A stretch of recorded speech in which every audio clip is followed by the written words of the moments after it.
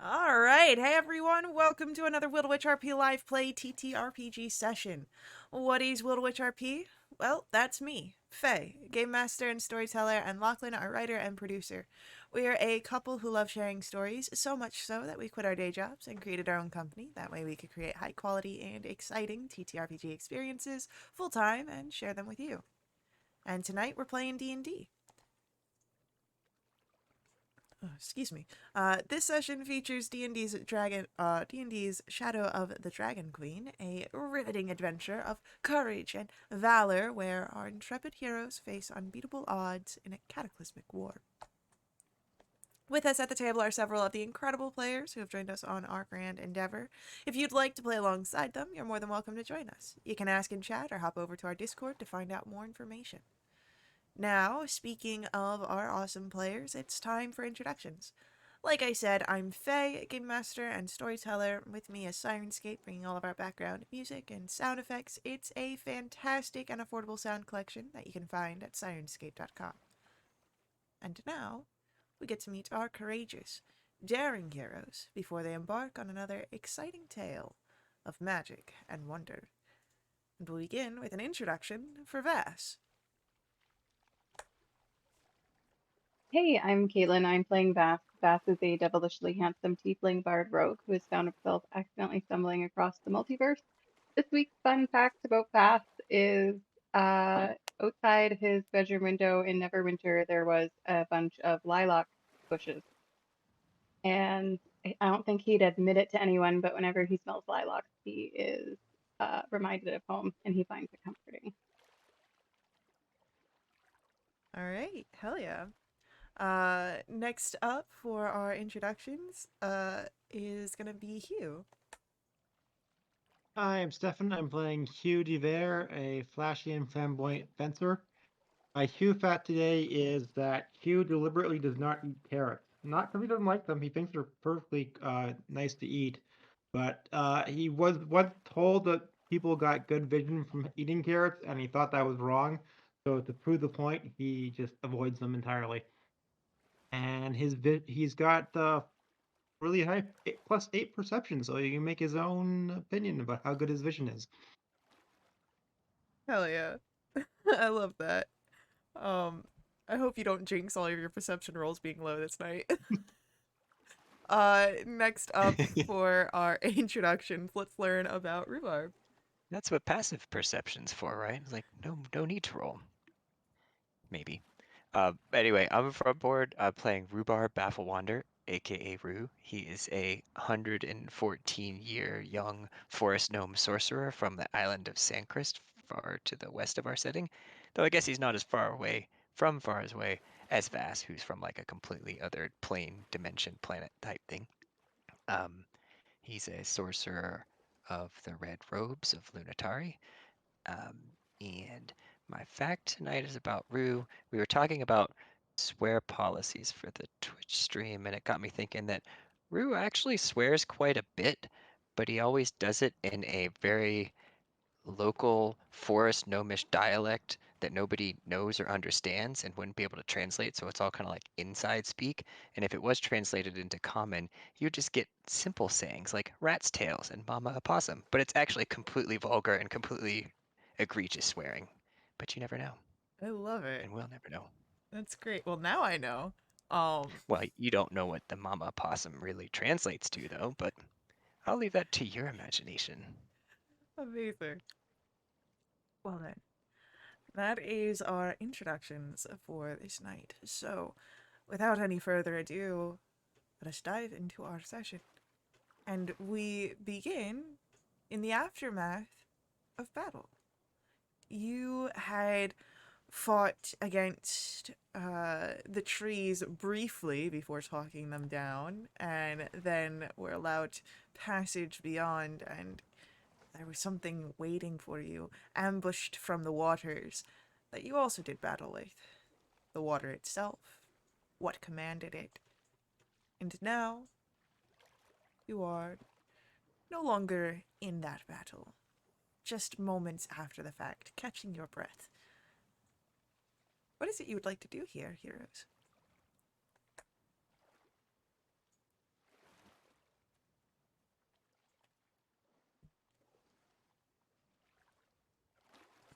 Oops, I'm muted.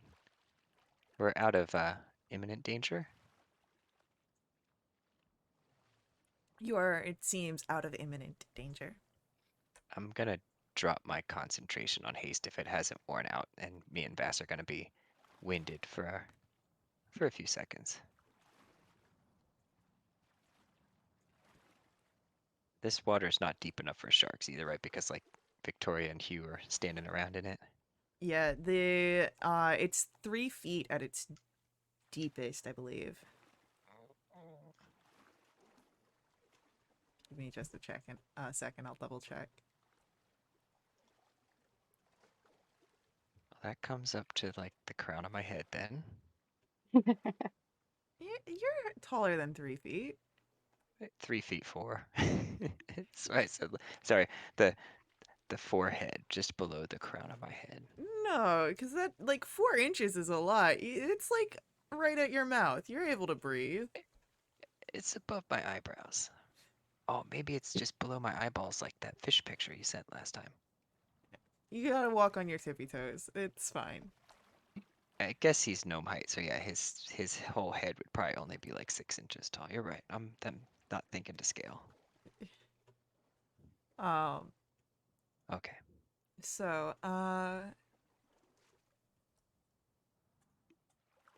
the water. Where is it? Actually, we just had. I'm pretty sure that it's like 3 feet tall at its deepest Probably. parts. We're just gonna go with that. Because I I'm can't on find board. it where I know it should be, and it's probably just because I had a nap before getting ready for Dragonlance, and it's probably staring at me right in the face. I just can't see it. Oh yeah, there it is. 3 feet of water. Difficult terrain for creatures without swimming speed. Bam. Got you that information. Just a little extra difficult. Luckily, there's probably That's no currents in this definitely because it's a moat. I mean, there was when there was a fight going on and you were fighting against the water itself, but yeah, now it's a little stilled down.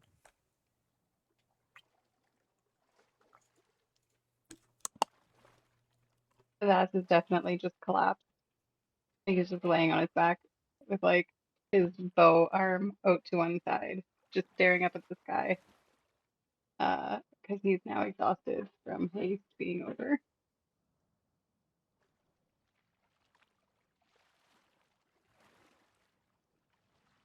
Vass, do you have any idea what that thing was? Like, have you seen that in your travels across the multiverse? I don't know, have I? And I roll a Roll a history check, yeah. history check? Yeah, history check. Ooh. 15. 15. You have seen one in your travels before. Back in Neverwinter, at the port side doing business. Um, you didn't quite interact with him, but you know what he is. Or at least what the genealogy is. He is a Marid, a magic user born of and tied to the plane of water. Yeah, I've seen one of those before. Back home. I don't see them a lot, but I've run into one before. Did you kill that one too? No, he was just doing business. I just went about my business. Oh, so they're not all angry. Doesn't seem to be. Seems to be a 50-50 chance. Since you've seen two and one's been angry and one hasn't. I get it. Huh. Well, the magic users we have around here seem to come from like the moons and stuff, not from like the waters. But I guess that's not true because we just saw this guy. Maybe he's not from here. There is much still you do not know, Hema will say from nearby.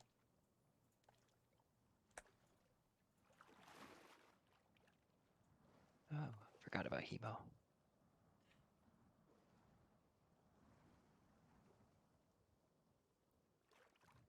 And you all gain a +1 to your attacks for the rest of the session. Ooh, fun. Oh. I need to turn off my armor class bonus from the haste really quick. Delete. Go away.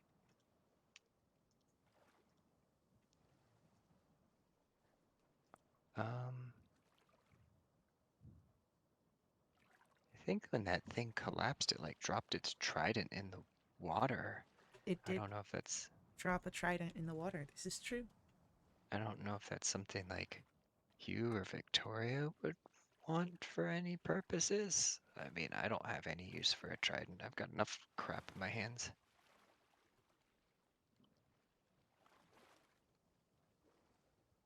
No trident could compare to my short bow of crit.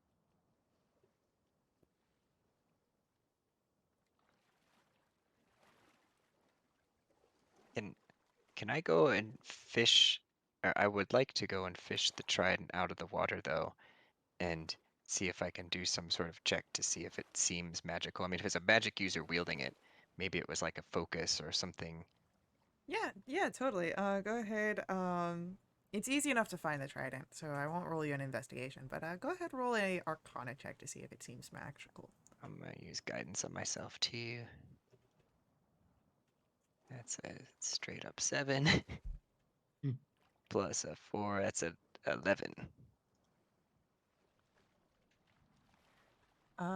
11.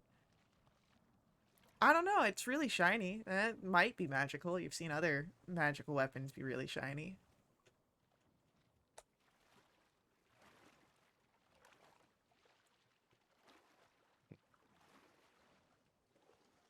I don't know. I have my suspicions about this trident. Maybe it's nothing, but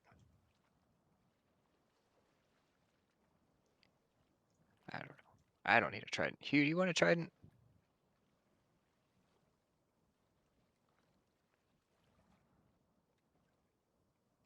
Sorry. Do you want a trident? Oh, sure. I mean, I'm not sure if I'd use it because I'm but I mean, just to have. I just have my suspicions about this one. It could be nothing, Mm-hmm. but you know, Mm. these army officers are running around with these cool flaming swords. You'd think that this guy's trident could have done something special for him. Maybe when we have a little more downtime, we can investigate it more thoroughly.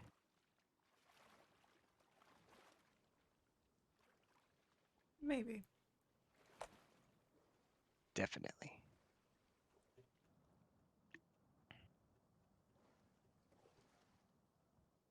So, you have the ruins of the temple ahead of you. Go ahead, tell me what you guys would like to do. You could take a bit of a breather here. You did have a nasty fight of a sort. Um, you could investigate further, see what else lies ahead of you. It's whatever you wish to do here.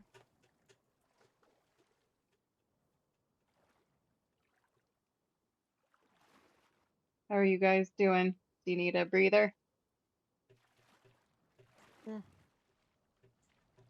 I can keep adventuring. Yeah, not particularly. I mean, a little bruised, used some energy, but I've still got a lot in reserves. I think we'll be fine. Alrighty. All right. While we're sitting here, thinking about this, I think I will do level 2 cure wounds on myself.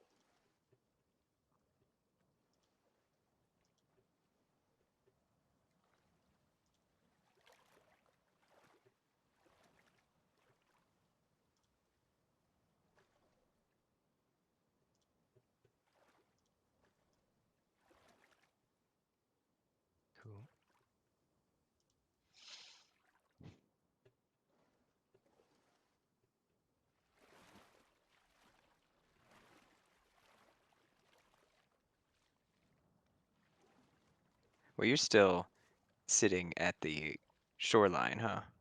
Yeah, you guys are on the shore, if I remember correctly. Well, Rue wandered out to get the trident, so he'd be in the Yeah. water somewhere. And I don't know where Hugh went to.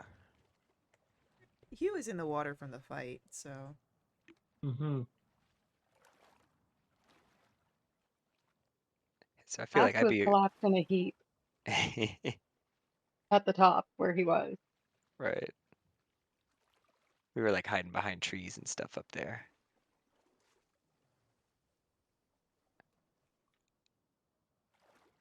It looks like there's a door into this temple kind of straight to the east, which is where we kind of be facing. Are there any, I can't remember if there were any like markings or indications on the doors. uh you had not yet made it to the doors, but you do have them. They are half covered in water here in the submersion. They've started to succumb to the rot, but there are platinum inlays of dragons that still shine in the light.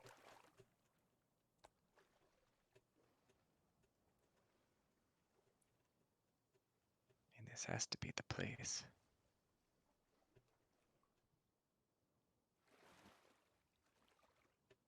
Should we just try the front door here? Sure. Have a problem with that? Kind of have flashbacks to the last time we were at kind of a water temple back with those elves. Feel like Mm-hmm. we had to channel some magical energies and thoughts and feelings to open those doors. Hopefully these ones aren't as difficult. Well, if you would like to try and open the doors, I'm gonna ask for a strength check. Oh, I'm good at those. Is Can that I something? assist for advantage? If you would like. I'm gonna guidance myself again with the blessing of Lunatari. Uh, so I get advantage? You have advantage because Vass is helping. He's Sweet. spotting you in the gym. It says 16. A 16. Um, yeah, you're able to push open the doors as they are, again, not quite uh,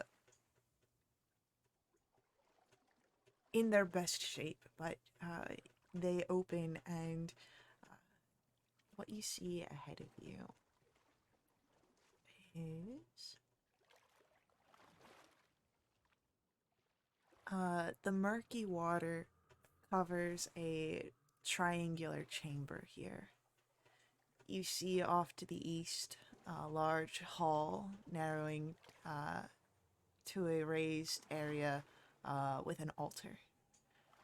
You see the north side of the building is a tangle of fallen stones and beams. And along the south, there are two doors at separate areas.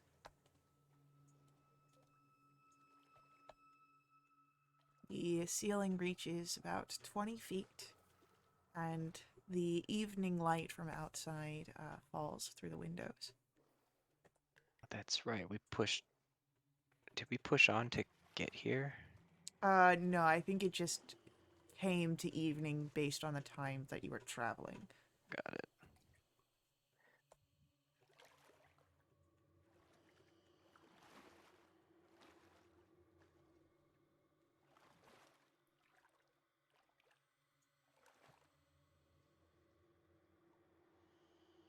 I feel like we shouldn't explore this further until we know it's safe and to prove to this god that our intentions aren't to pilfer their temple, to be welcome visitors to the temple.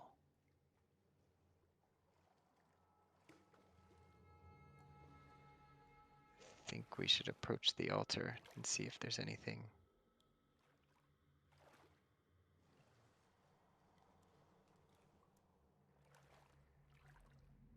There's no movement in the Get on water board or with that. anything. I heard Rue first about the movement. Go ahead, roll for me a perception check. Vass, what were you asking? I just said I can get on board with that. Okay. The only movement you see from the water comes from your group. Perfect.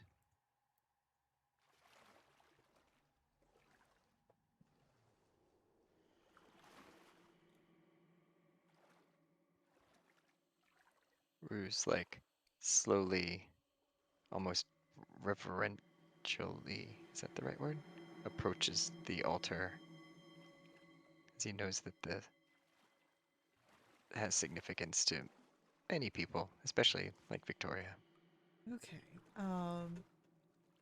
Just in a straight line, yeah? Yeah, Cool. it maybe gets at least to the bottom of the steps, but doesn't Well, start ascending the steps. that's your intention. Hmm. We'll see if you get that far. That's fine. So, as you walk in, moving towards the stairs,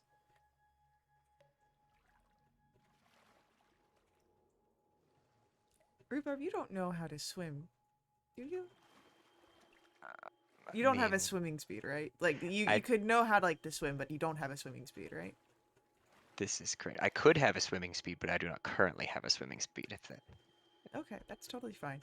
So, unfortunately, as you're walking through, as you're trying to make your way towards the altar, the floor, which you've already been struggling with the level of water, you've been walking on tiptoes, disappears from beneath you, and you begin to sink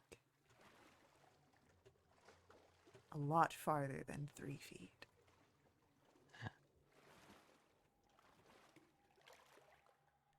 And, um, you end up sinking about 20 feet to the bottom of this flooded hole. You start to feel the pressure in your ears threatening to pop. Uh, and as a gnome, do you have dark vision? I do. Okay. Wait. Yeah, 60 feet. Dark vision. Yes, yes. Then you're able to see, at least in grayscale down here, that you're not the only body at the bottom of this hole. And as you look upon the grime and muck encrusted corpse, you are almost positive that it moves in response to your presence here.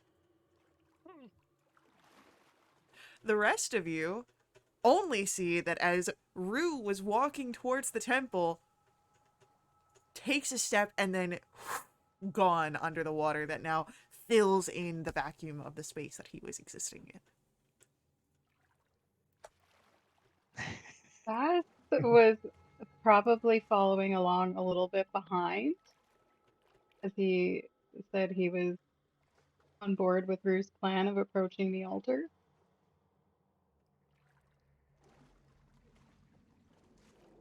Well, Vast, would you like to make a dexterity save to see if you also get into the hole?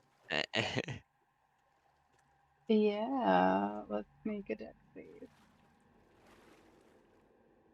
Ooh, that's a big old 8.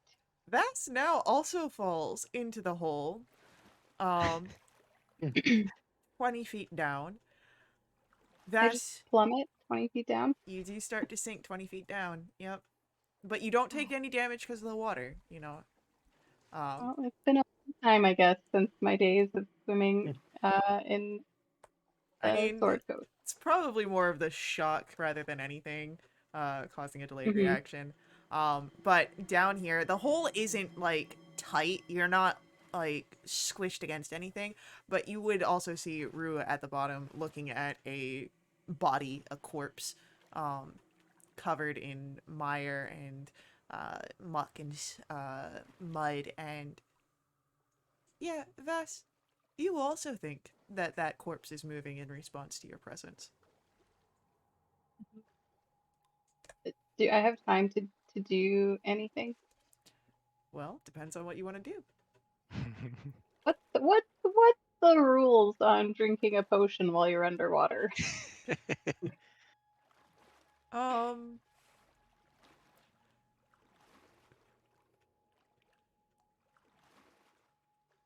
I will say that it would utilize any remaining breath you have when you swallow.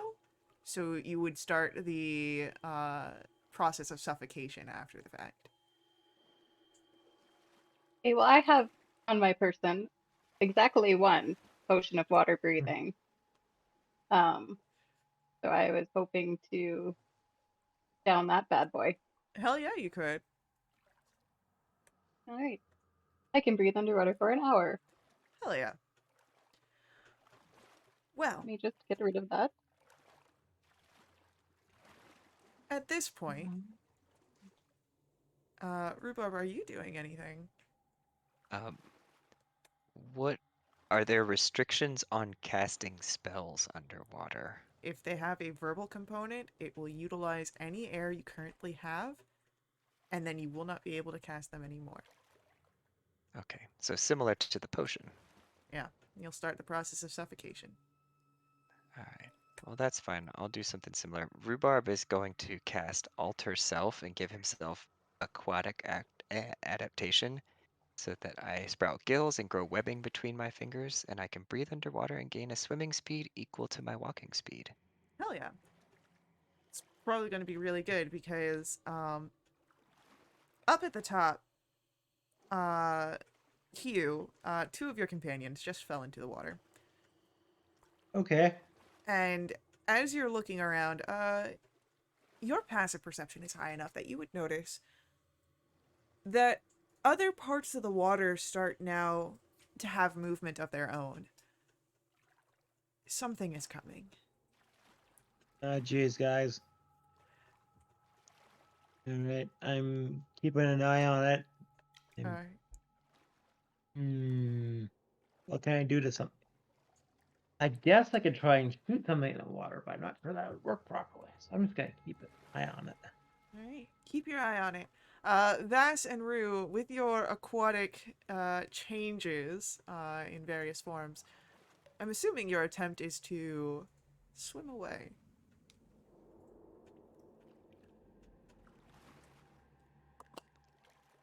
Mm, Well, kind of. okay. Um, you said the only thing I really saw in this hole was this corpse, and it appears to be moving. Or, Mm-hmm. s- I don't really want to mess with the corpse right now, I don't think. So yeah, I think then I'd probably try and swim back up to the surface and out of the hole Okay. to a shallower portion. And on the way up, as it's coming up to the level of the floor, but before you get to the level of the water, like look around the room and see if like this is the only hole in the floor or if there's Well, others that are like it, if possible. the water is murky, so it's not going to Okay, be easy to spot. That's how you missed it the first time. got it. So, um, but as Rue, you swim upwards, Vass, you are, I believe, following in footsteps. Oh, you're muted. You're muted. I couldn't hear you.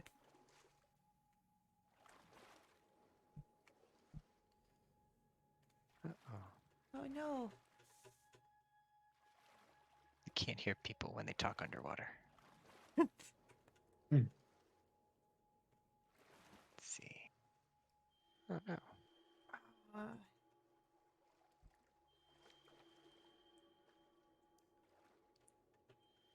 Ooh. okay.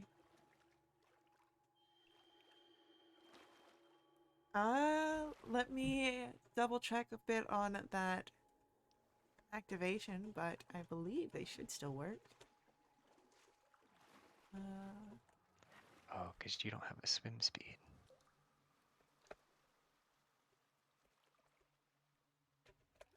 Alright, so boots of levitation.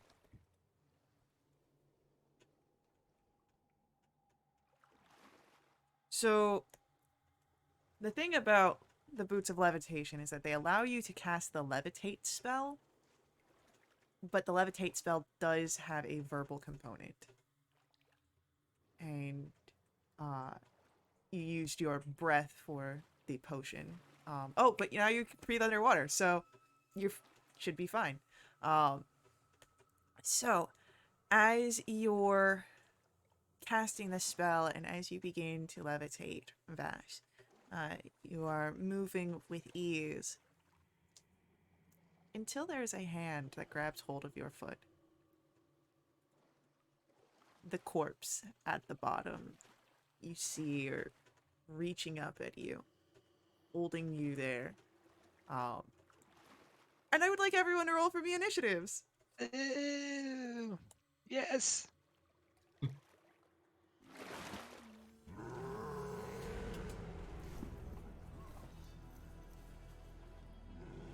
Ooh.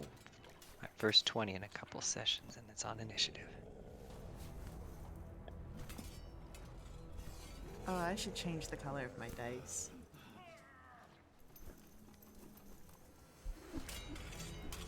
From what to what? I'm rolling with the pigment pack purple right now. I was feeling it a few nights ago. I don't know what I changed it to, though. You could stick in the purple, but do like those hewn gemstone ones. The raw amethyst or whatever it was. Those are cool. Yeah, those ones were pretty nice. So, it'll be...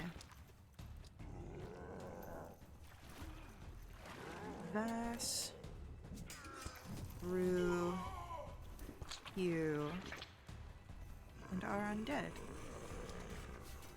So, believe, Vass is doing some tech stuff, so, see if we've got Vass back.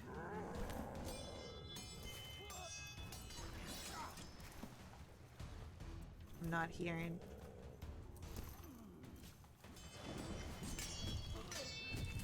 What's interesting is that there's stuff coming in the chat, like Yeah, like, the speech to text. that's strange. I wonder if Discord screwed up because the mic input there.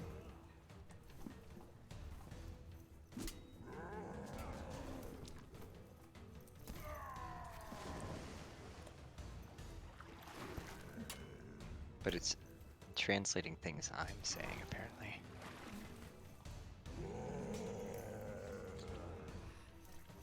Oh no! Alright. We will hold Vass's turn for now while tech issues are being worked on, and come back as Rhubarb. What would you like to do? So I think Rue was swimming up, and he has his 20-foot deep hole. He has 25 feet of movement, so he'd probably just be able to make it to the shallow water again, I guess. We'll say that you made it all the way up first. So you're in shallow water. You're out of the hole. Right. And then I think he would turn around, like, break through the surface, not need to gasp for air, really, because he can breathe underwater, but kind of like look around and maybe even like wait a fraction of a second just to see if like Vast should come up. Like, Rue's fully expecting Vast to just surface within the next few seconds, knowing Vast was coming up behind, assuming Vast is coming up behind him. So I don't know if I would see what's going on. We can hear you, yeah. Yeah, we can hear you now. Okay. I don't know what happened. It's all good. Do you want to do Vass's turn before Rue actually does anything, since all I've done is talk? We can do that. So Vash, what would you like to do as you've got this undead hanging on you? I don't like that. Can I draw my rapiers and start hacking at it? Or sorry, not my rapiers, my scimitars. Yeah, totally. Okay, am I at disadvantage if I'm underwater? Is that a thing? That's a rule? I believe scimitars are one of the ones that have the disadvantage. But you have no, you don't have the swim speed. That's right. You only have the water breathing. So yeah. No. Alright, well, my strength is nothing to write home about, so I'm just gonna try whacking at it. That's really unfortunate that I had disadvantage. I would have liked that. 24. And with my offhand, that's a 18. An 18 will hit. Awesome. I do not get sneak attack on this, but I did roll a maximum damage of 8 points. Heck yeah. And oh, hang on. Is there a flourish that will help me? I don't think. I believe you've got the one that the mobility flourish. Yeah. Oh, you can push it. I don't know if well, I'm definitely gonna try. I don't know if that'll potentially break the hold it has on me, but I'll try a mobile flourish. And I'll roll my bardic die to add that damage. The d8. That's another 5 points. Okay. And did it break the... I'll say it pushes it away enough for you to get out. Yeah. Okay, so I'm bobbing at the top now. Okay. And as that gets to the top, Rhubarb, it is your turn. Rue's gonna turn to Vass, look at him, and say, "What took you so long down there?" Our friend got a little grab. Do I see anything else in this room right now? There are ripples in the water. I can cast spells underwater if I have water breathing still. Gotta poke my head back down under the water, which shouldn't be too hard to do, and look back down, look almost like over the edge of this shaft. Hard the to hole in the floor? hard to see anything too far because again the water is murky. Okay. So it's just shadows mostly. Okay, so I don't see anything down there. I can't cast any spells and stuff. I can see. Rue's going to. So I get a fresh round of movement then, because we just rolled the initiative, huh? Mm-hmm. I am going to move maybe like 10 feet back to the west, back the way we came in, to get farther away from the edge of the hole. And then that's probably gonna be my turn, because I don't wanna hold a spell and lose the concentration on my alter self in case I need to alter myself again or swim again. Okay. So I'll hang out until I can see a threat. So with that, Hugh, it is your turn. You see Rhubarb and Vass now out of the hole where they had fallen in before, but there is again movement in the water here. What would you like to do? Well, I'm tracking the movement with my bow and waiting to see if I'm going to hold an action. If a threatening monster comes up out, I'll make an attack on it. Okay. So, as you hold the aim of your bow, watching the waters, you do not have to wait terribly long. Because coming out of two separate areas beyond Vass and Rue, one right at the bottom of the steps of the raised dais, the other near the broken down portions of the temple, you see three slimy bodies surfacing in the water, and as they shamble forward, Rue, you had backed away from the edge, yes? Yeah, I walked like kind of 10 or so feet west back toward the entrance doors we came through. Okay. You see then the movement in the water. And Vass, you can feel a sort of displacement nearby. As the creature from the depths of your hole is starting to make its way up. But, Hugh, you do see three undead, if you would like to release your held action. Ready? Do I do 2 attacks with a held attack action? Yeah, you would have your 2 attacks. Yeah. So 21 and 20, so I'm assuming those are hits. Yes, both of those will hit. Or 17 damage. Alright.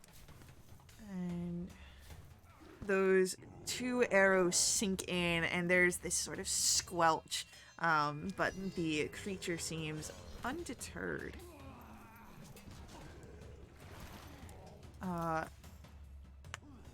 Vass, it is your turn. You feel that something is making its space right near you. Probably the thing that you don't want to be near you. What would you like to do? I'd like to click my heels together again and do another levitate to get up in the vicinity of the ceiling. Okay.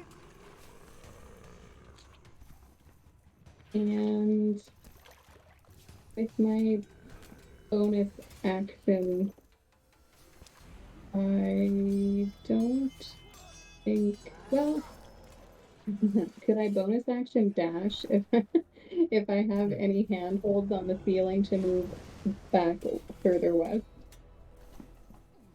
I'd say yeah, why not? Yeah, the rafters Just trying to pulling yourself push along. myself away from the hole. Did you say the ceiling was around 20 feet? Yeah, the ceiling is 20 feet up. Yeah. Okay, so I bumped my head on the ceiling a little bit. And that's gonna be it. So, with that, Rue, it is your turn. There are 3 undead out and about, and a 4th seems to be on the way. 3 up and then 1 bubbling his way to the surface.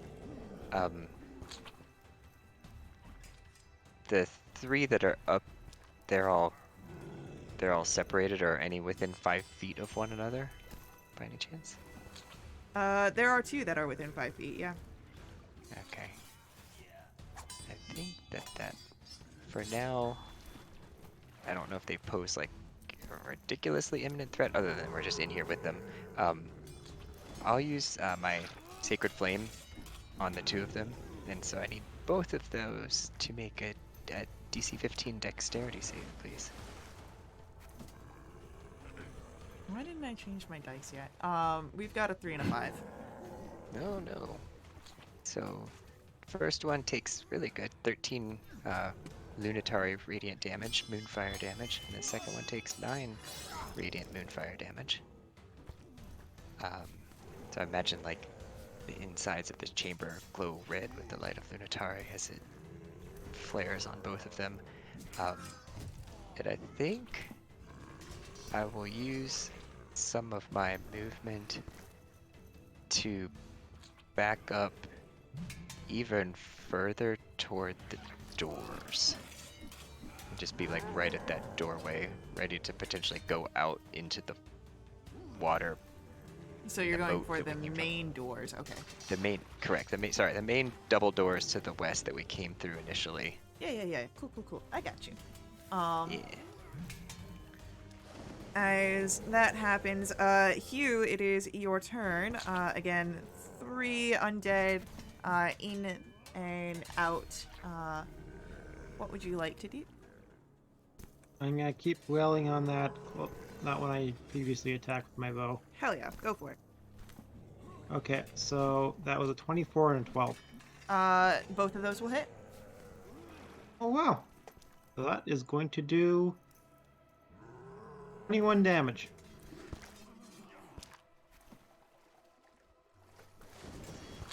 Alright, again, 2 more squelches of the arrows impacting, but these creatures seem to be set in their ways, but they are standing. Anything else from Hugh? That's it. Great. I need a wisdom saving throw from each of you. This is magical, so I believe the gnome has something against that where you get advantage. Oh yes, I do. Thank you.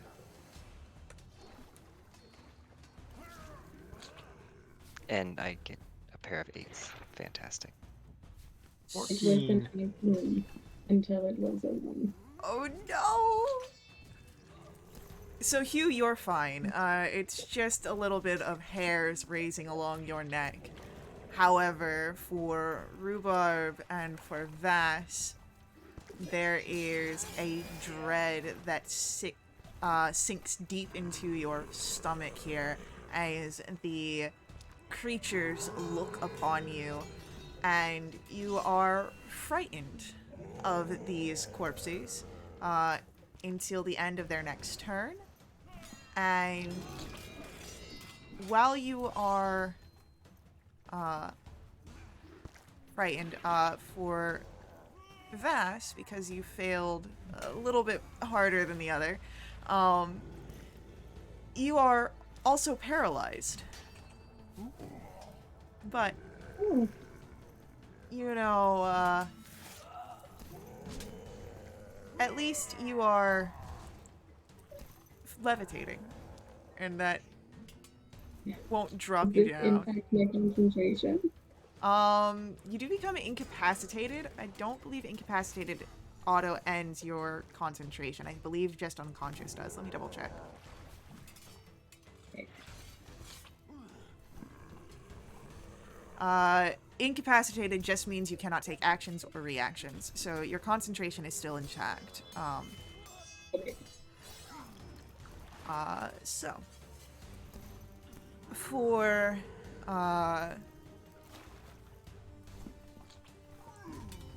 that's just something they do. The others are going to move forward, and as they shamble forward, one of them will reach Rue and try to punch you with an 18. Yeah, that'll hit. That'll be 10 points of bludgeoning damage, 4 points necrotic, and I need a Constitution saving throw. Boy, there's a lot of things happening here. That's an 8. Okay, you are cursed here. Oh. And, we'll just keep it at that for now. And then I need to make a Constitution save for the altar self. Of course, I get a 21 on that, assuming that. fine. So I could still swim around like a fish, but I'm cursed. Yep, you are cursed.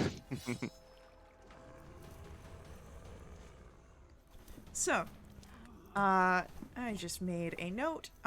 So with that, Vash, it is your turn. Unfortunately, you are paralyzed in your fear. What's going through your mind right now? Let's hear some thoughts. Some swearing in Infernal, frustration, confusion, not sure he faced scarier things before, not sure why he's losing his nerve about a couple of skeletons, Not quite and he's just like, I skeletons. was so close to getting that bow, and now I'm frozen. Hell yeah. I love it. With that,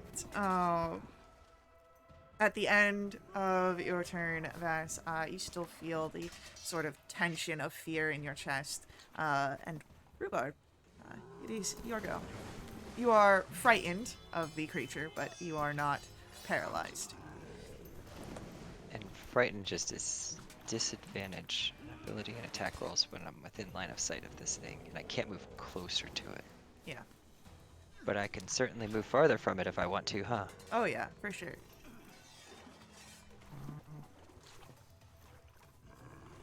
I'm playing off the frightened, and I'm going to use the dash action to double my movement speed.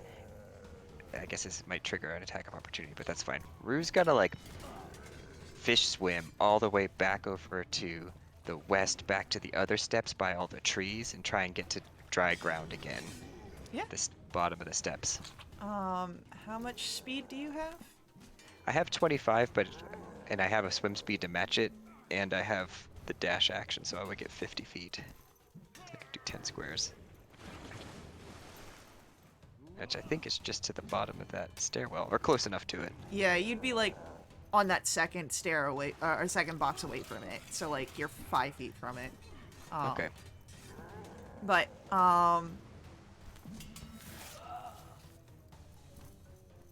yeah. Okay. Cool. You do get a attack of opportunity provoked, and it will attempt to hit you, which is a 24 Okay. for 10 bludgeoning and 7 necrotic. And you're already cursed, so don't worry about it too much. Oh. Let me worry. No, you've already got the curse once. You don't need to be cursed again. Hugh, it is your turn. You saw the undead here as it struck twice into where Rue was, as Rue swam away. What would you like to do? I'm gonna keep up the. So now I'm concerned that that's not going down, so I'm going to use my hunter's mark on it. I didn't first because it was already. And then longbow. And the hunter's mark was terrible. I should not have done that, so I missed twice. Unfortunately, the 10s do miss. So, as that happens, it will be coming to our undead's turn. But we will see that after our upcoming ad break. So, hang out with us. We'll be right back to continue our story. But before we head out, I do ask that you let the ads run. They're important to us at WRP. They help keep our games affordable. If you want to directly support us, you can do so through my Ko-fi. Link for that is on screen and in our chat room. Donations unlock awesome perks for our entire community, for everyone who plays with us for the next month. They include special companions, double treasure, new quests, all sorts of fun things. So stick around, and we'll see you guys soon.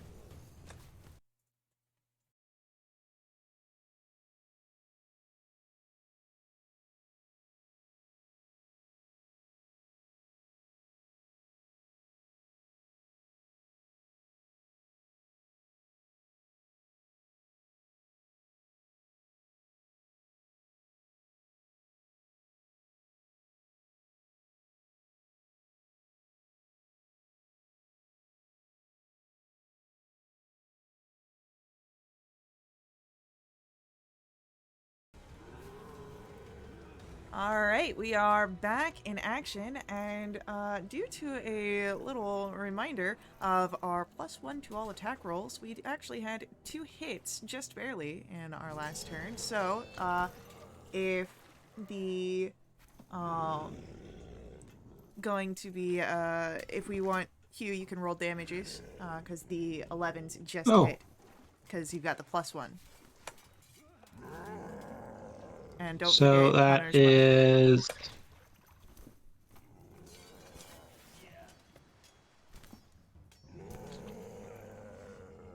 is 8, 16, 20.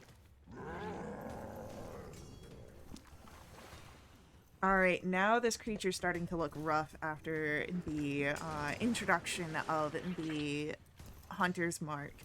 It's still standing, however. And it is our undead's turn. Rue is safely out of way. Vass also up at the top. But Hugh, you seem to be a prime target for these figures as the undead shamble towards you. 2 of them will be able to make it to you. Okay. The first one misses with an 8. The second one misses with a 9. So, no need to worry about taking any damages this round, but you do have 2 undead nearby. And it is at the end of their turn that Vass, you are no longer feared. Rue, you are no longer feared. So Vass, what would you like to do? I'm not paralyzed either then? No, that was only while you were afraid. Oh, okay. Well, I would like to finish reaching back for my short bow of melodies, and then I would like to aim at whatever one is closest.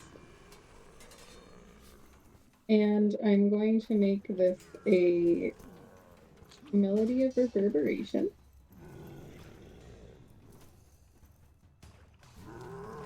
That's a 12. Well, 13. Yeah, that'll hit. Okay. Oh, minimum damage. That's 3 points from the bow, and then an extra 4 points of thunder. Alright. And I'm happy where I am, and I'll give a bardic to Hugh.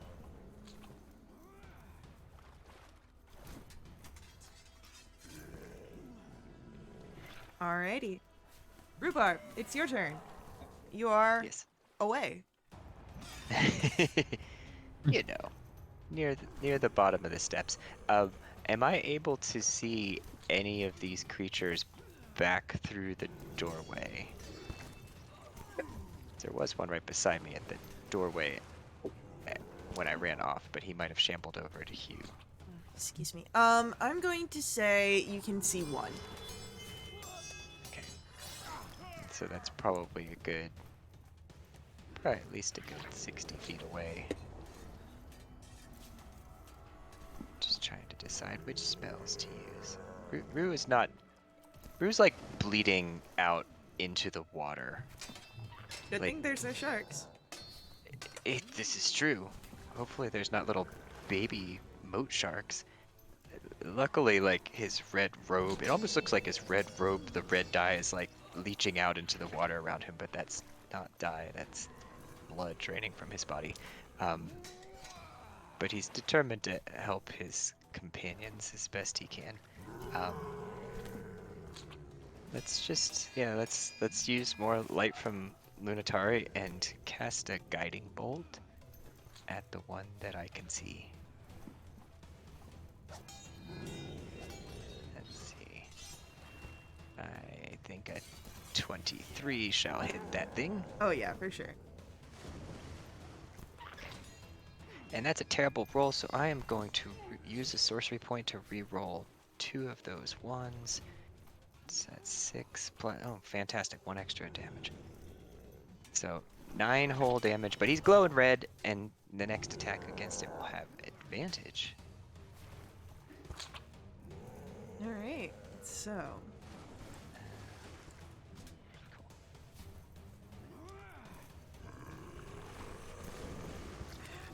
Sorry, I just had a very dorky moment. I love it. I thought you were gonna tell me my curse did something. No, no, no. Your curse is going to do stuff later on. Um. So.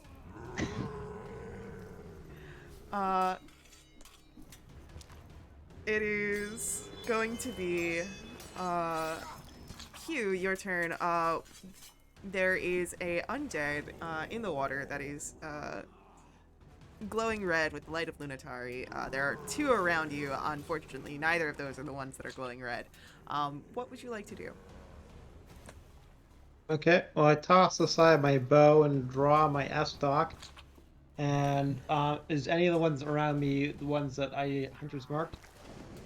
Yes. Okay, I first dancing longsword strike the one I Hunter's marked. Okay. That is a 9, and I'm gonna roll my bardic to hit. For 11. And Actually 11? 12 with the +1. With a +1, that will hit. Yeah, for sure. Alright, that does 11 plus 6 for 17 damage. And that one goes down, hitting the ground, with a splash. Alright, thanking my sword for that, I turn and stab the other one. Go for it. Oh, sorry, that was damage. Okay, well... Ooh, a 10, so that would be a miss. Unfortunately misses. And the next one is a 12. That's a 13 that was hit. Yep. I did damage roll as 14. Hell yeah. Alright, so... Plus 3 is 17, and then add my dreadful strike Hell yeah. for 2. So 19 damage total. Alrighty. With that, it is going to be our undeads go. And more shambling over towards the figure that they can get to, which is Hugh, and some attacks. First misses with a 7. The second misses with a 12. And the last just barely unable to make the full distance to you, Hugh. So, it is back to Vass, your turn. Okay, well, I'm gonna do another reverberating shot at one of these undead. It's a 25 to hit. Yeah. Oh, eventually I'm gonna do some actual damage, guys. I rolled a 2 this time instead of a 1, so that's 4 piercing and 4 thunder. Alrighty. And that'll be it. Okay. Rhubarb, you have no more visual. Oh, it shambled away.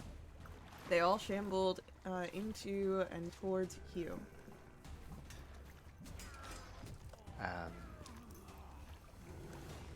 That actually makes me feel good, knowing that they're not focused on me.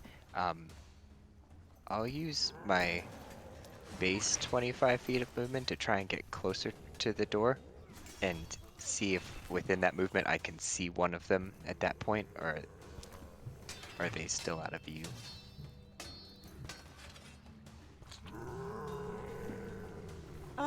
I'd say with where you can move to, you'd be able to see one of them, yeah. You Okay. can see the one that is, glowing. Oh. So pretty. Yeah, because nobody attacked that one, I guess. Is that glowing just until the end of my next turn? Which Or would no, be it's just the. end of this turn. Actually, no. It's just until the next attack made against the target. Before the end of your next turn. What? If it's... Oh yeah, the end of my next turn. You're right. Yep. I need to continue reading. Words are hard. Um, no. Then let's follow it up. Actually, let's follow it up with... Oh, no, that's necrotic. I don't want to do that. Let's keep him glowing. Let's put another guiding bolt in his backside. Because I don't like him, because he beat the snot out of me, too. Yeah. So let's fire a guiding bolt. That is a dirty 21 to hit. For 13 radiant damage, and he's glowing again. Alrighty. And let's see if I want to do any bonus actions. How are we looking on sorcery points? Look good. Lunar phases look good. We're looking good. I'm keeping my eye out. If they start turning towards me, I'm turning tail and running again. Because those trees look mighty appealing. Those friendly purple trees up there. More appealing than these creepy undead things. Friendly purple trees, with corpses hung between them. The enemies of my friends. Amazing. Hugh, it is your turn. You have 3 of the undead around you. One is glowing. Well, one is not quite on you, but close enough. Well, I'm going to take advantage of the glow. I'm going to apply Hunter's Mark on that one. Hell yeah. And stab. And that didn't work, so stab. Yeah. 20 and 26. I'm assuming those are hits.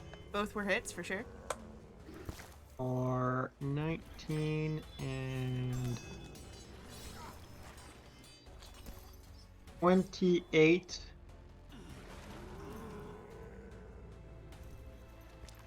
$31 damage. This thing is hanging in by a thread. It is not looking good at all.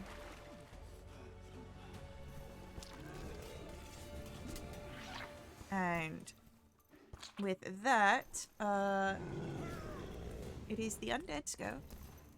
And again, 3 attempts to strike at, well, 2 at more, and then the other one will finally get over to try and hit you. A 13 misses, a 15 will miss, and a natural 1 misses. So, with that, it is the end of their turn. As Vass, we will come to your turn. Alright, I'll take a reverberating shot at the one that seems like he's hanging on by a thread. Go for it. And 20 to hit, dirty. And I got a 3 this time, guys. So, moving up one by one. 5 piercing, 4 thunder. And that one will go down as well, leaving 2 of the undead. And that's all I can do. Alright. Rhubarb. I believe I can't see these because I could see the one that Hugh just took down with the guiding bolt. So Rue's pleased with that. Like to move eastward back toward into the temple until I can see both of the other 2, Yeah. if possible. Totally. Are they within 5 feet of one another? I know they were all clumped melee around Hugh. I'll say they're within 5 feet, yeah. Yes, because I want to do my thing. So yeah, more Light of Lunatari. We're gonna have them make DC 15 deck saves and channel a Sacred Flame on both of them. Lighten this place up red all over the place. Alrighty.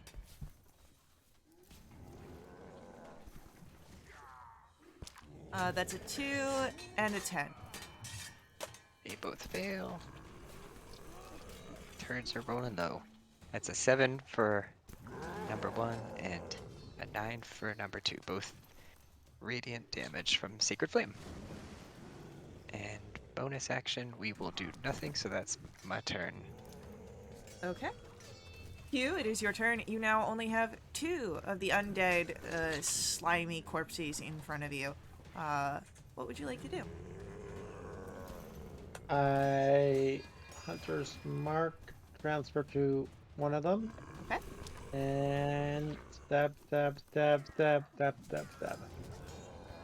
So I'm gonna guess those were 2 hits. Yep. For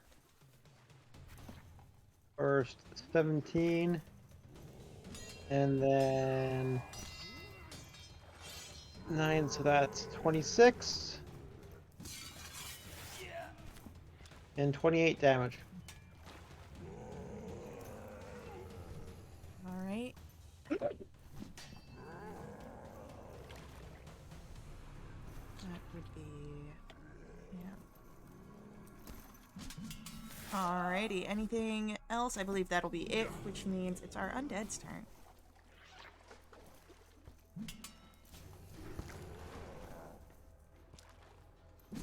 And we've got 2 attacks towards Hugh. With a 7 and a 17. I believe both of those are misses. They're both misses. So, with that, it is back to the top of the round with Vass. Alright. I will aim at whichever one of the remaining ones looks the worst. Sounds good. Oh my gosh. Sorry, my cat just jumped out of nowhere. 14 to hit. That hits. Doing, oh, I'm stalled at 3. 5 points of piercing and 4 points of thunder.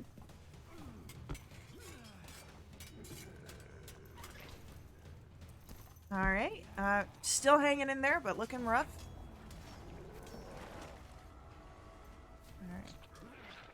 Alright. Anything else from Vass, or are you just hanging out at the ceiling still? I'm just hanging out like a balloon someone forgot about. Oh, no. Rhubarb, we will come to your turn. Mylar version of Bass kind of bouncing around in the wind currents up in the corner of the room. Oh man, that's awesome. I think I'll do the same thing I did last time and just light them up with the Light of Lunatari with the Sacred Flame. It seemed to work well before. Why mess with a good thing? It's a DC 15 dex saves from both of them. 12 and 7. Poor guys. Maybe they're just not very dexterous. They're not very dexterous. Faye's actually rolling like 19s, but they have like -7 modifiers. So the first one will take 13 radiant damage, and the second one will take 11 radiant damage. That one will go down, the second one, leaving just one. This is not the one that was 100 marked, that is remaining, so... Can we see Hunter's Mark when Hugh does that? Like, You can see when he casts the spell, but it doesn't really have a visual. just curious, I've never really thought about it until now. Yeah, the way that Hugh has built his character is that the effects of his magic aren't really seen to the eye. Cool. Excellent. So, Rhubarb's turn comes to an end. Hugh, Yes. it is your go. What time is it? It's stabbing time. Heck yeah. Okay, so that one's the one I Hunter's Mark is still up, yeah? No, the one you Hunter's marked was the one that went down.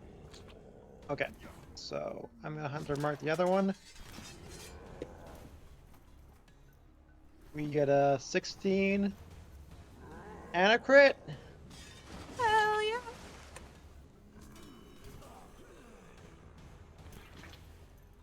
So I know I'm never can remember the crit math we're using, so I assume you can handle that. I've got you. Don't worry. All right, I did a whole bunch of damage.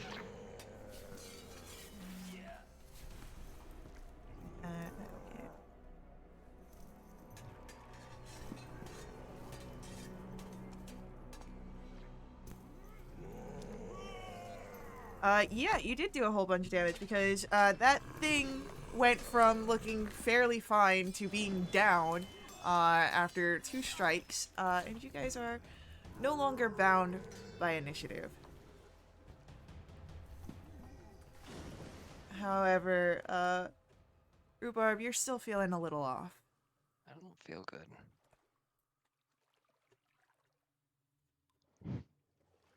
So, no more I need, threats. What are you guys I doing? need to take a breather. I'm gonna swim, wade, whatever, with my aquatic adaptation way. For better or for worse, I'm gonna go where I was trying to go before, to the base of those steps so I can sit down and catch my breath. The steps on the right, sorry. The steps at the base of the altar on the east side.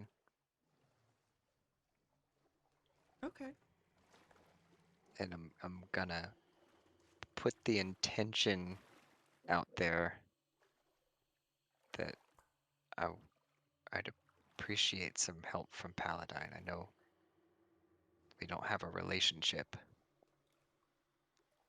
but I'd like to think that we helped cleanse the temple a little bit. And maybe Paladine can just give me a little bit of strength, even if it's just emotional support.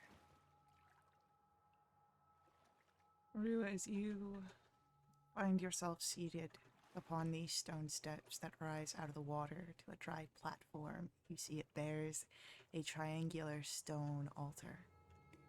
There are sculpted reliefs at the altar nearby it that depict platinum dragons in majestic poses.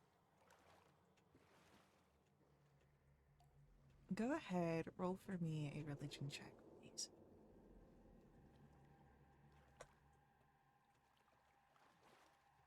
17. Not only do you recognize, of course, the symbols of Paladine,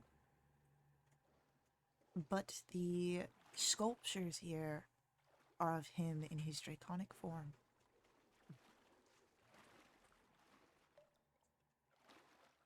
As you stand here, there is a impression that you are being watched.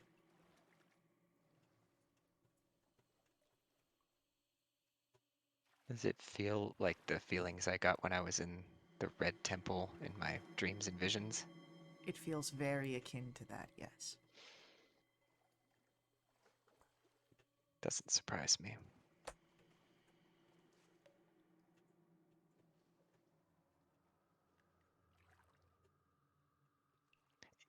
Do I know with my religion check if it was is it rare to hear of like Paladine being depicted in a draconic form as opposed to like some other No, humanoid? no. With the few remaining stories of the gods that have passed through the cataclysm, Paladine was known to take a draconic form.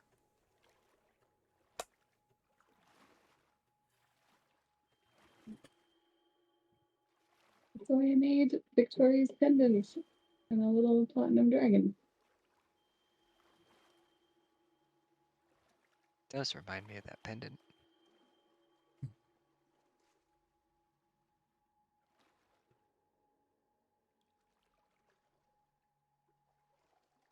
I'm just gonna rest at the steps for a minute. I don't know what the others. Is Vast still floating in the corner like a mylar balloon, or did he come down? No, I feel like he pulled himself across the ceiling again to get out over the most of the water. And then he gracefully floated down until his feet were just at the top of the water. So it looks like he's standing on the water. Ooh. All right, Chris Angel. until the spell runs out and he goes kersplash. Hell yeah.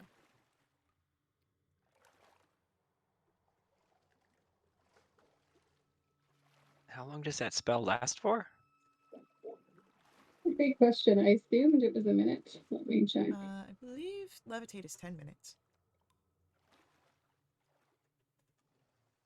Oh, it is up to 10 minutes.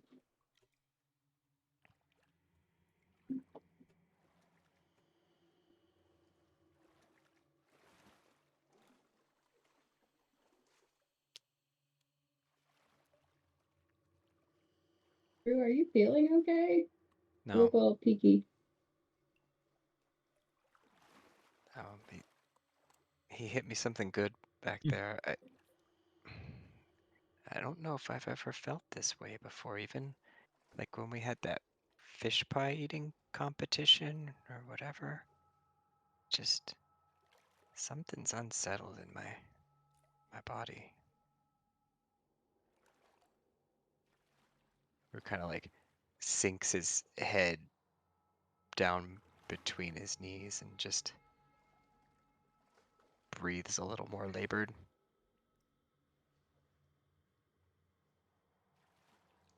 Maybe closes his eyes.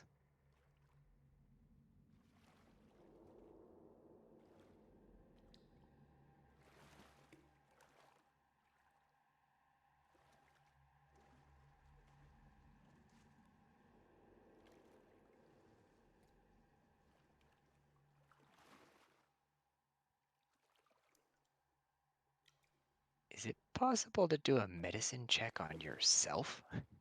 I'd say so, for sure.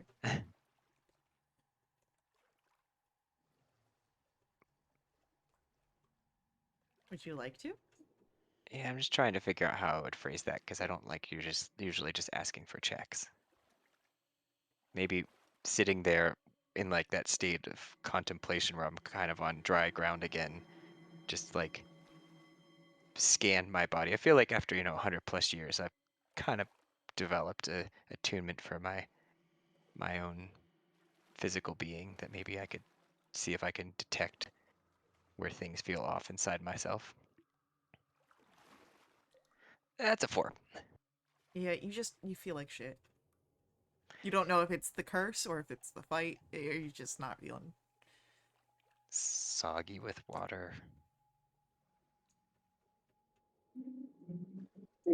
Could Vass see if he's picking up on any magical vibe from Rue?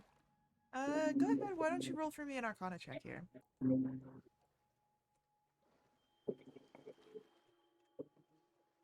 That's a 9. I mean, it could be magic. It doesn't look like a disease, from what you're seeing. So that leads to magic, but not all diseases look the same, so it could be not magic. Hard to say for sure. If only we had a paladin. I could lay on him.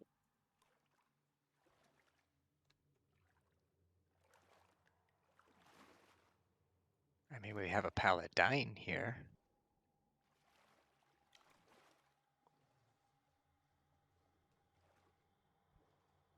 Rue's gonna try and rally himself. Does Rue still look pretty banged up from the fight? Oh, Like, he's very banged up. like seeing him. Yeah, I haven't seen him drink downing any potions. He doesn't have any potions to down, I don't think. Okay. Oh no, never mind. He has 4.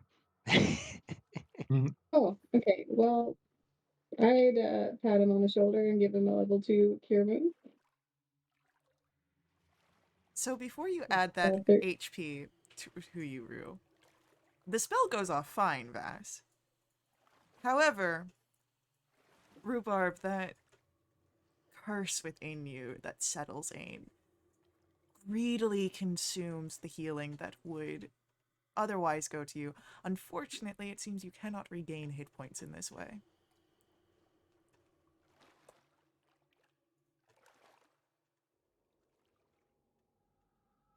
I Hey, appreciate the Orange is moral support really there, Vass. closing. This wound should be closing. What's going on?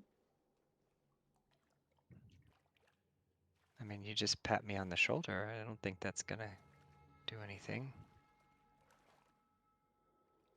Guess it's worked before, but still feel weird. Yeah, I forgot about my potions of healing. Rue's gonna pull out a potion of healing and drink one.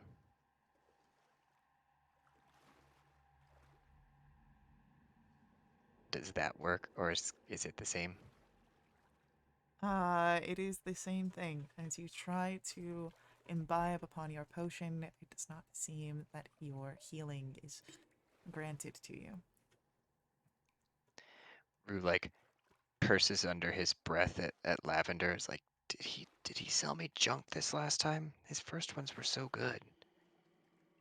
Maybe his just don't have the same shelf life that mine do. I'm gonna have to go back to Heart's Hollow and teach him a lesson about how to make potions that last more than a week on the road. Kind of takes the empty potion flask and tosses it into the water with a splash. And thus, preservatives were brought to Hearts Hollow.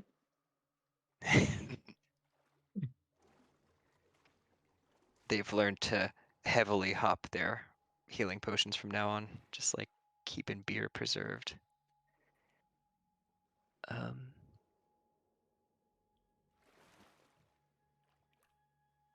well, this is a bugger.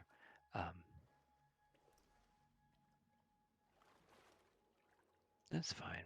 We'll deal with this later. Maybe Duskwalker can help us out with something. I don't know. Maybe these waters are cleansing in some weird way.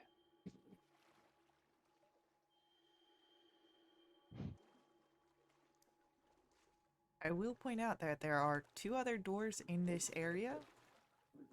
True. Could I quickly just look around the altar to see if there's any inscriptions or offerings Looking that around may have been left by others? looking around the altar here, all you see is a dim light that sort of centers around the altar.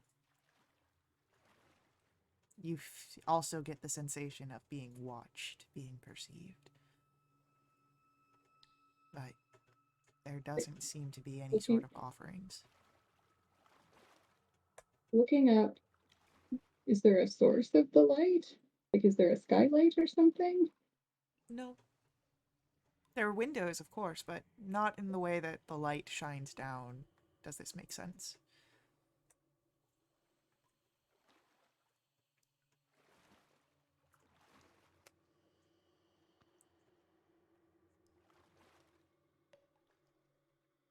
Did you see anything up there, Vass? No, I'm trying to figure out where this light is coming from, but it's not adding up. I mean, Paladine's an old god. Old gods have old tricks. He'd probably be strong enough to just create light out of nothingness.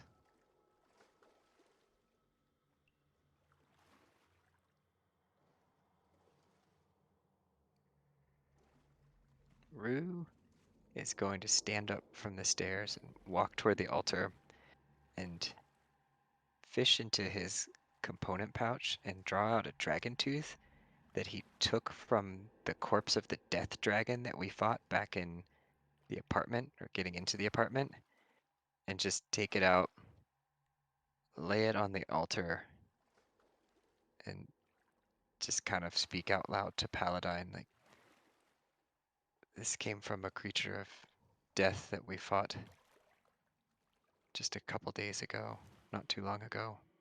I think it's a symbol of what's happening to the world around us. Just thought you might like to have it to see what is going on in your world if you're still in touch with this world, which it seems like you are.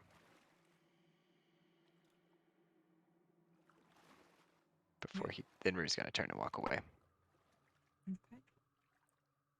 The sensation of being watched follows you until you are off those stone steps, no longer in the purview of those statues of Paladine.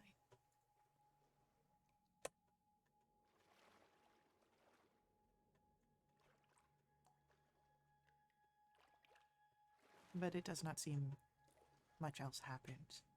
That's fine. It's just my offering.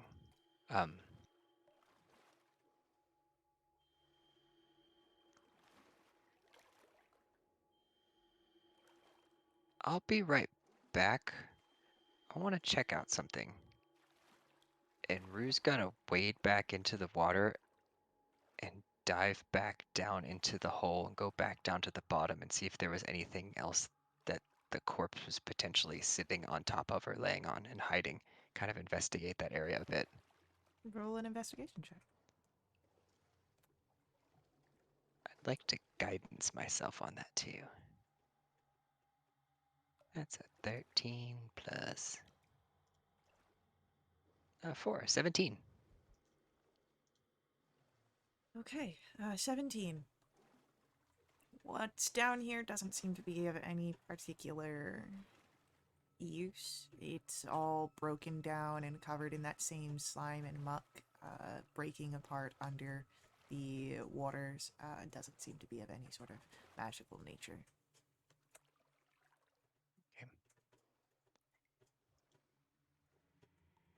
Kind of curious, like what the hole was used for before the whole place flooded out.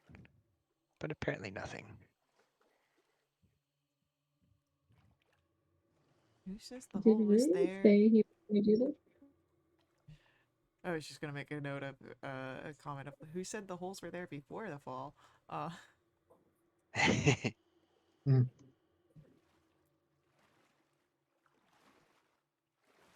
Rue will swim back up to the surface and pop his head back up so he's bobbing at the surface again. Turn towards the doors. Points to one and just says, "Did you guys look into there while I was down under the water?" No, I was trying to figure out whether I needed to jump in after you again. You gotta let us know when you're gonna do that, man. Oh. Just curiosity got the best of me. Did you find anything? No. Just slime. Rue like kind of has dirt under his fingernails more than usual.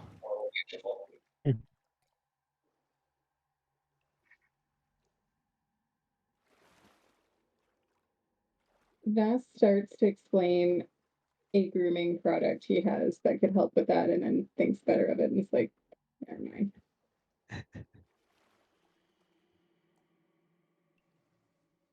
It's like a nail brush or something like that. Yeah, exactly.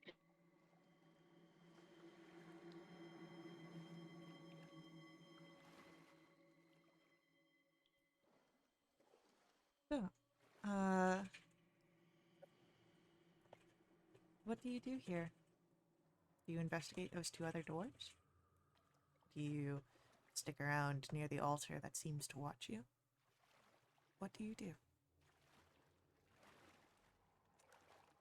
Once Vass knows Rue is fine, he'll start making his way towards the closest door to the altar.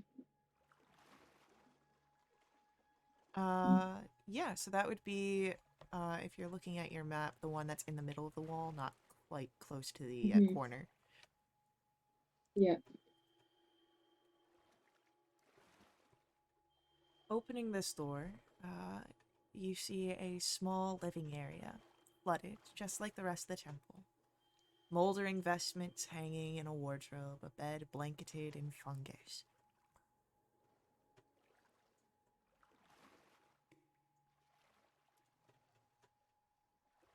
What do you do? I'd look around the room to see if I could find anything of interest. Maybe something related to Paladine, You aside see, from the vestments. as you look around the room, most of it seems to be just in disarray. However, uh, there is a very well crafted chest underneath the bed. Um, Pulling it out, it seems that it has kept out most of the water from the way that it doesn't really slosh when you pick it up. Um, but it does seem that the locks have rusted, meaning that they will not be able to be picked.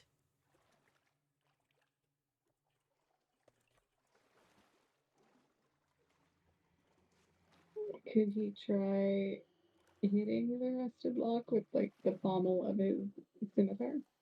You could 100% try hitting it. Would you like to make an attack roll? Sure. Okay. Not exactly sure how I missed a stationary object, but I rolled a 10.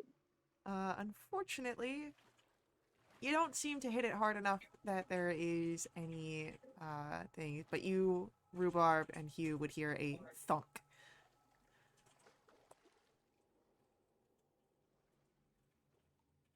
Just a thunk coming from the room.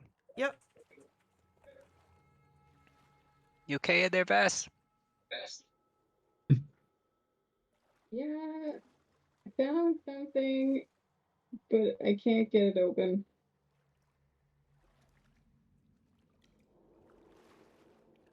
Lock's all rusted out. I can't pick it.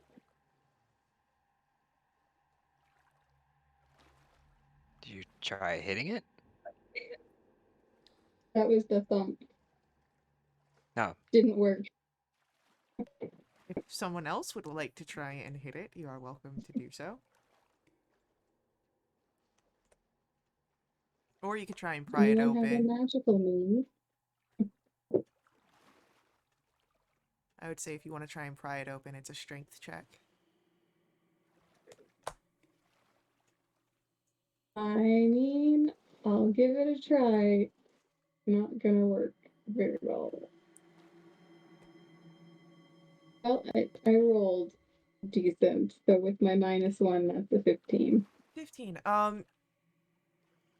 You know this could actually work. You get a bit of leverage, and it's not enough to fully break, but you do feel that there is a gap there. There's promise in prying open the chest.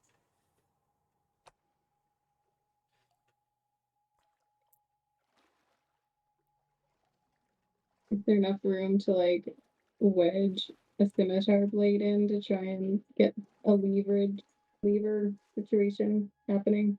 I'm going to say not with this check,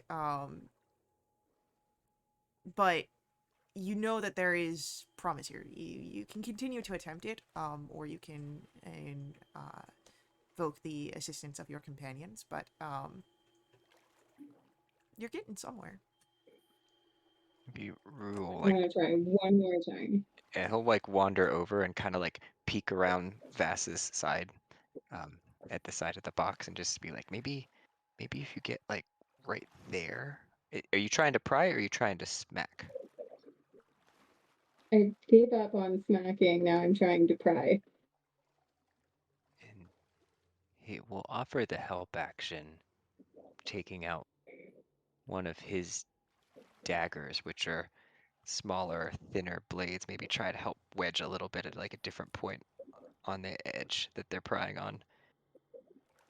Okay, We got yeah, gnome-sized daggers here. hell yeah. Why don't we get so another strength check? You have advantage this time from the help. That's a natural 20, -1 for 19. Hell yeah. So with Rhubarb's assistance, you hear the creak of metal and then the snap as it releases the wood, and you hear the settling of inside the chest. You see a bag that seems to hold gold as its ties have come loose. Uh, there is a necklace that gleams. It looks to be made of silver or platinum. most likely platinum given where you are standing, um, and features the symbol of Paladine, as well as 2 potions that look to be healing potions of a sort, and a necklace that bears a.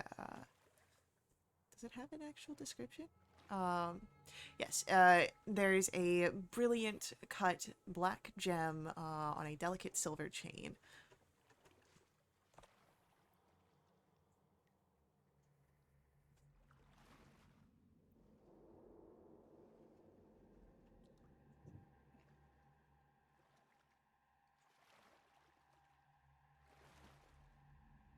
I feel like that Victoria would want the necklace with the symbol of Paladine on it. But that's Yep. just my hunch. Yeah, It, that makes sense to me. it goes with her motif.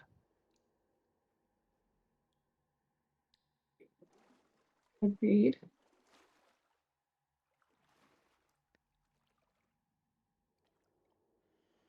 Then we need to figure out what these other things are, if they're magical or whatever.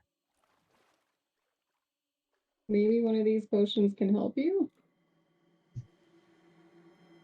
Maybe. I forget, is there a way to tell what a potion is? Like if you dip your finger in it and do like an arcana check or something weird like that?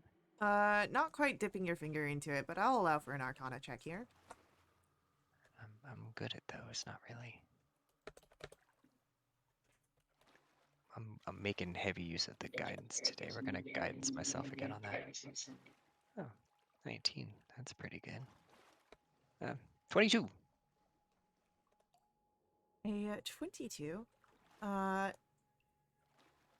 you have 2 potions of superior health. Or superior healing. Uh,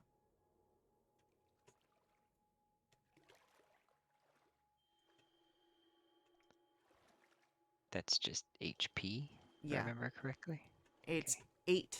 8d4 plus 8 for healing. Wow. You want to take those?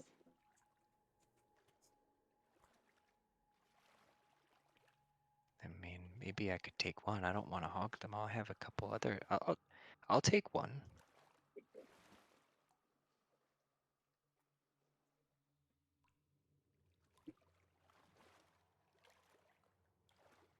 I don't know who wants the Do other you one. have any healing potions? You? Sorry? Do you have healing Do potions? you have any healing potions? I don't remember having any. Well, check in my inventory. I have 1 potion of healing right now. Bring fresh out.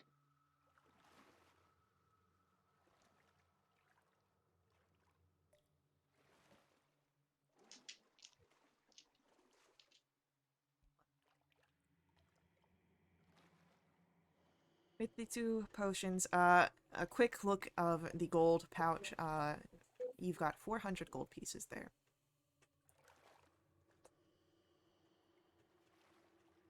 Let's split it evenly. Yeah, 100 a piece. And then the one last item, that necklace with the delicate silver chain and the brilliant black gem.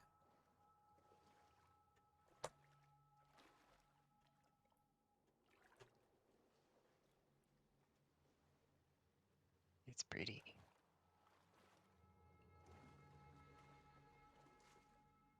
I just want to know what it does. An identify spell could help with that. Don't... Hemo, do you know how to identify magical items? Is Hemo even here? Hemo is present. He's kind of just been leaning against the wall.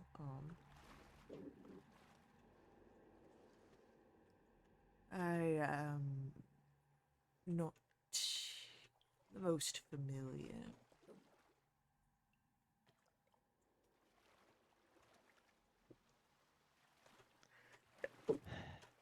That makes two of us.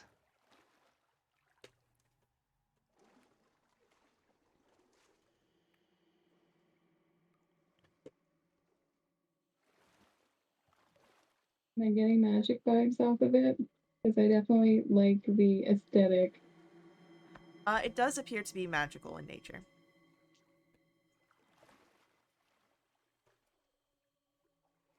Go ahead. You know what? Why don't we get a why don't we get an Arcana check, please? Okay. Is that from all of Oh us or Bass? man. Anyone could roll it. I'm curious about this thing. I got a natural one. Crit! Hell yeah. I Who almost just had a natural one as randomly well. knows about this? Hugh, I'll say that you've seen this in one of your textbooks, one of your random readings. It reminds you, to be a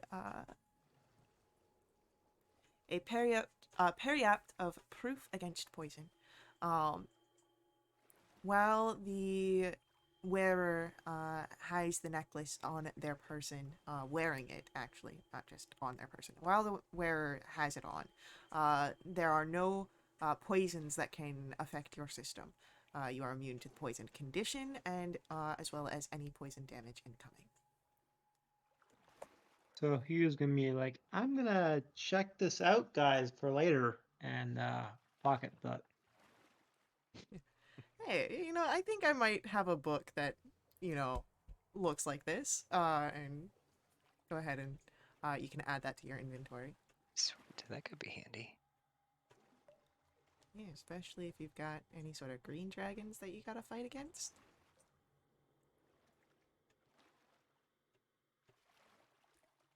I mean, we're still on the red dragon army. Mm-hmm. Yeah. Only Bass flashes back to that time he saw one. All right. Proof against poison doesn't look like it needs attunement, does It it? is not an attunement. You just Okay. gotta wear it. I'm just.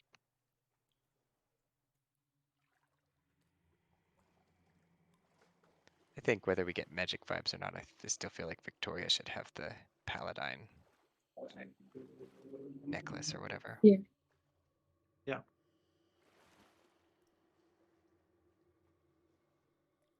I wonder Alright. whose room this was.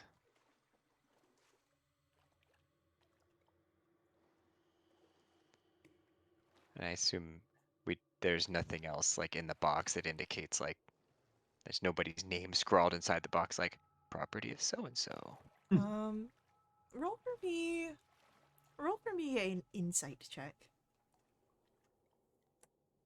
Natural 18. 18.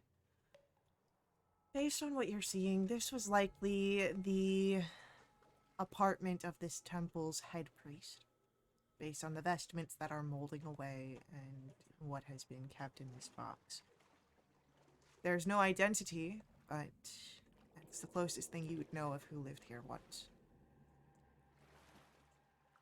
Now, of course, you do have another room if you wish to investigate it.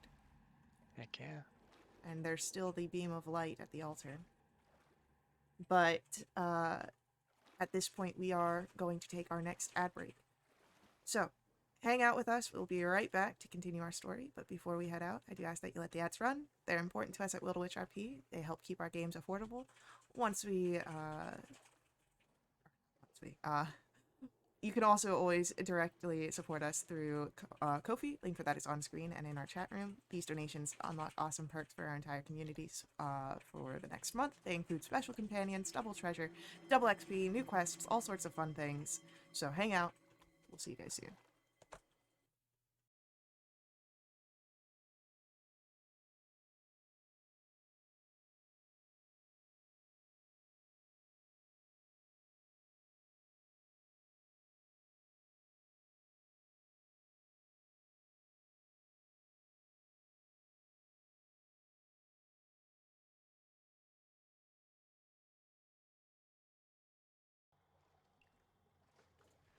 Alrighty, our story returns here.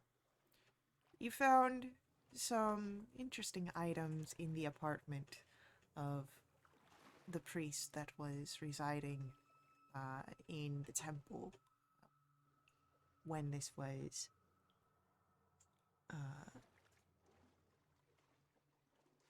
in its prime. There's still another door. There's still the light from the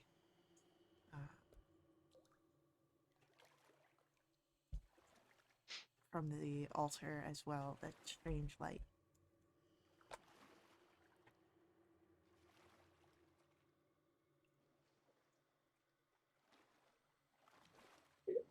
Do you guys want to check that next room? Yes, we came all the way here. Yeah.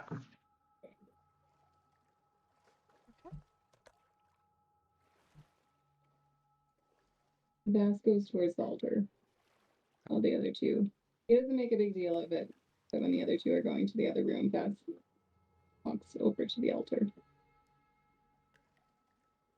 At the other room, you see a large stone table rising from the dirty water in a round, windowless chamber.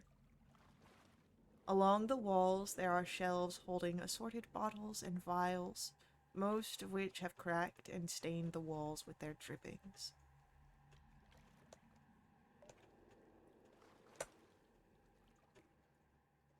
Seems that you Most have. of? I mean, if you would like to roll a investigation check to see if there's anything of use left. I mean, hopefully they have some Pepto-Bismol to help clear up this funk in my stomach. Roll an investigation. Natural 6. You're just finding the sort of the vials are fogged up to the point that you can't quite even make out what they were at one point. So, and everything else is broken. Rue's like too short to reach to the highest vials to check them out.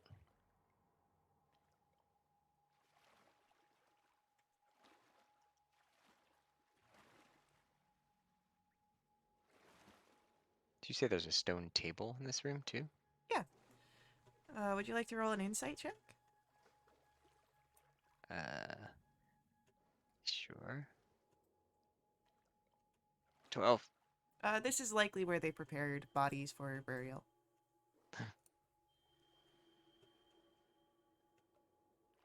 Hugh, I get like a sense of death from this table, but also peace.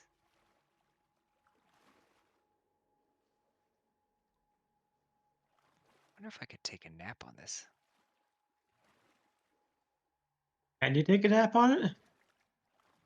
I mean, I could take a nap anywhere. I mean, it's up to you guys if it's nap time or not.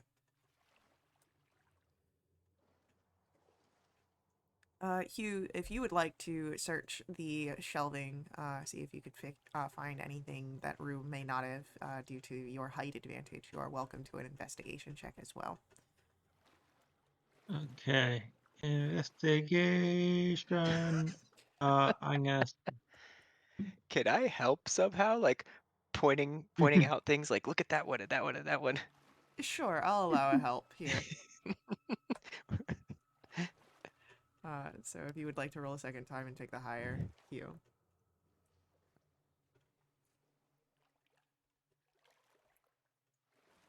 Well, it's hard to do lower.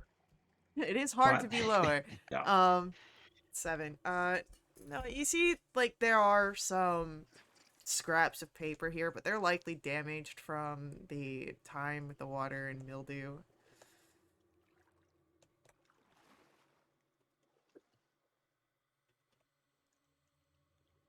So,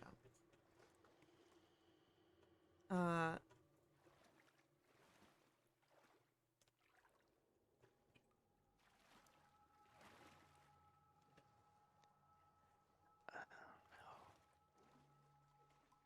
I'm tempted to either nap here or up at that altar. I could use a rest. Just like a short one. It would be at this point that you would realize that Vass isn't in this room with you. It seems he did not follow into this area.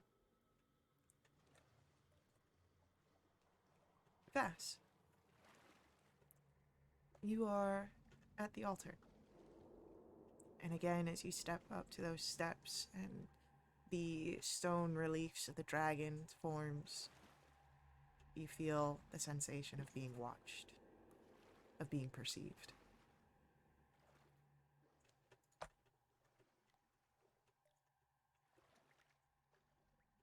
Vass will kneel in front of the altar. He isn't an overly religious person, so he's feeling a little self-conscious, so he didn't really want attention on him while he does this. But he kneels there and speaks very quietly. And he says, "You have a very devoted follower that has been spreading your light wherever she goes." And Vass conjures up an image in his memory that happened not too long ago when she had fallen into combat. And um, I think Vass had healed her, and she popped up and did a smite and defeated the foe. And he'll explain that she has been fighting against forces of Techises. And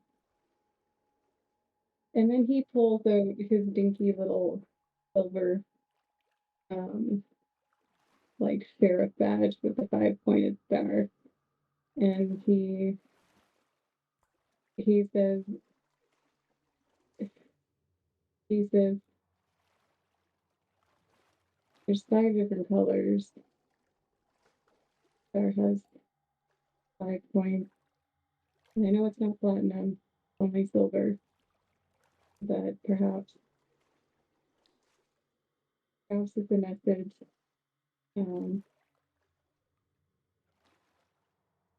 that you will help your followers overcome the dragon armies, and then he'll put the silver 5-pointed star on the altar. And then he stays kneeling for a moment with his head kind of bowed, just reflecting on all that he's seen, the little miracles he's seen Victoria do, presumably due to Paladine's influence. And then he'll rise and make his way over to the other room and be like, "So, what'd you find in here?"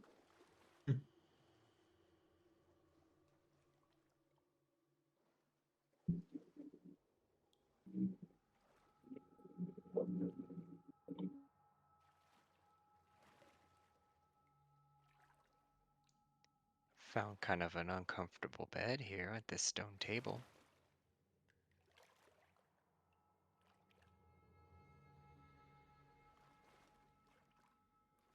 Yeah, sorry, I thought I saw something else interesting in that other room, but it was nothing.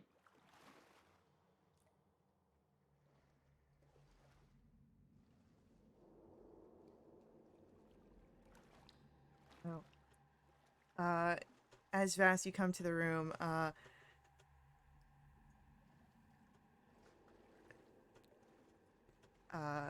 would you like to, you see that they've been trying to, like, they're standing around in an area where it looks like they were looking for something, and there's nothing to show for it. If you want to, you are welcome to roll an investigation as well.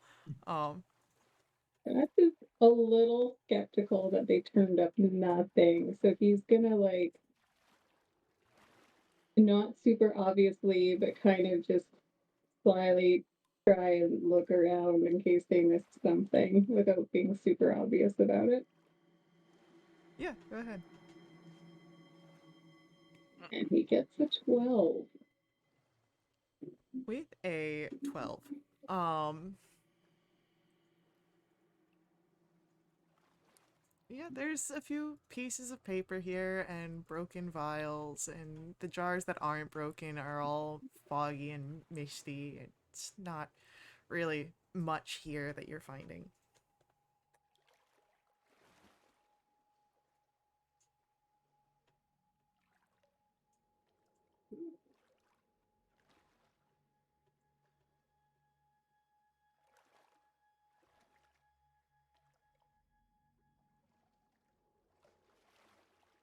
Meanwhile, there's like a knife and pliers on the table. It's a creepy room.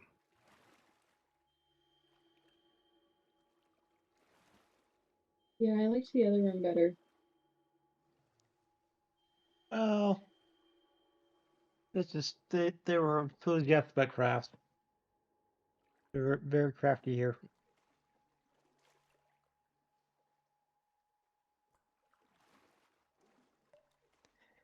I mean, for all the magical power that this citadel, this city, this temple would hold, I feel like Paladine doesn't have much. I mean, I guess maybe all that's left is his light. Hmm,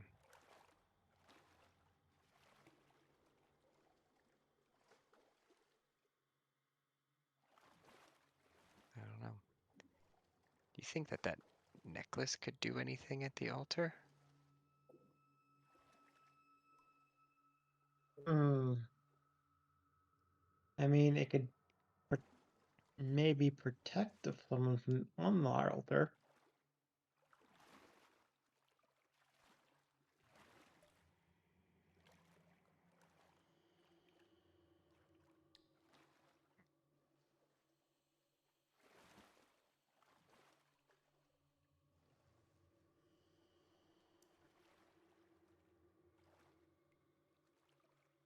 I think, seeing that there is only the light left to really explore in the altar, in this temple.